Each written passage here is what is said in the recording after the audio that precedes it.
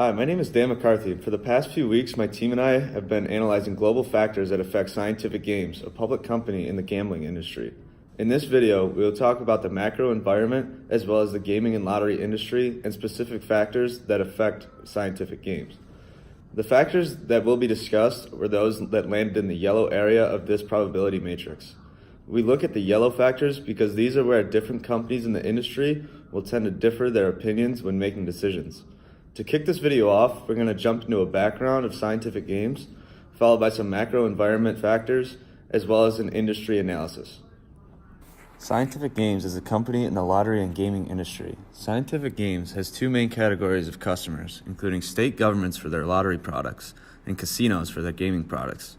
This forces Scientific Games to focus on their quality of service in order to renew essential contracts with their customers. They have succeeded in this as they have won the Best Supplier Award in both the gaming and lottery industries in 2018. To analyze the macro environment, we used a steeple model. A steeple model separates factors in the global macro environment into these 5 categories. There are factors that Scientific Games should focus on for each of these categories.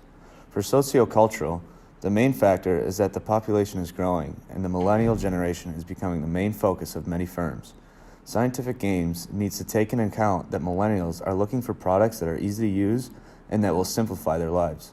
If Scientific Games can create this product, they'll succeed in the eyes of the stereotypically hardest generation to please. For technological, the main factor is the movement to provide everyone internet access throughout the world. This will create an opportunity for Scientific Games to expand their online gambling presence across the globe. The next factor is that world GDP growth is slowing down. This economic factor can be an advantage as well as a disadvantage for Scientific Games. A reduction of GDP growth will most likely slow down gaming machine sales, as casinos will not want to spend money on systems when the economy is down. But historically, the largest customers of lottery products are those in the lower class. This creates an opportunity for Scientific Games to increase lottery sales in bad economic times when more people are earning less money. The rumors of restructuring or even disbanding the European Union is the main factor for the political/legal category. This creates questions of what gambling laws may look like in these countries, which would create a problem for Scientific Games, since Europe is the second largest gaming and lottery market behind the United States. The final macroeconomic factor is that companies are finding ways to make going green profitable. This allows them to market themselves as an environmentally sustainable company while not losing any profitability in the process of eliminating their carbon footprint. This steeple analysis shows that Scientific Games has many opportunities as well as threats when it comes to these macroeconomic factors. The model we use to analyze the gambling industry is called the Porter 5 Forces model. This model breaks down an industry into 5 categories. Just like the steeple analysis, there is a main global factor for each of these categories of the industry. The gambling industry is one with very high barriers to entry. These include large capital requirements, need of product differentiation, government permission to operate in the industry, and abnormally large economies of scale, especially for creating lottery products. This is why new entrants in the gambling industry is not much of a threat for Scientific Games. Rivals, however, is a large threat to Scientific Games. There are a few very large players in the lottery and gaming industry, with their largest competition coming from Europe. Since there are only a limited number of customers in the industry, Scientific Games must battle with rivals to obtain contracts with customers. The threat of suppliers is not much of a threat for Scientific Games because lottery and gaming products are made from very simple raw materials that are very easy to buy. The main inputs of Scientific Games' products are steel for gaming machines and only paper and ink for lottery products.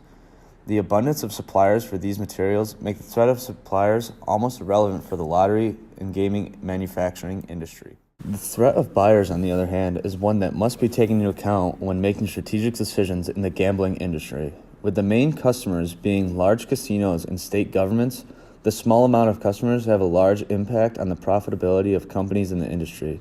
Scientific Games must continue to provide the best service to their customers in order to remain competitive. Products in the gambling industry are very similar. This is a main factor when it comes to substitutes. Buyers of gambling products cannot differentiate between products made by Scientific Games or a competitor, which makes for almost perfect substitution. This is where scientific games must differentiate themselves to create a product that is different and more desirable to customers. The gambling industry is one where the threat of new entrants and suppliers may not have much of an impact on decision-making, but rivals and the threat of buyers and substitutes has a large part in decision-making for companies in this industry. The factors for each of the Steeple and Porter analyses fit into the probability matrix.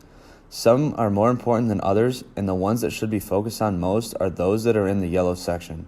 These include the push for worldwide internet, global growth slowing, the reorganization of the European Union, and the rise of electronic betting. All companies in an industry will have strategic plans that take into account the factors in the red, but the companies that exceed their competition are those that focus on the factors that others don't. That is a short analysis of scientific games and their spot within the macro environment and the gambling industry.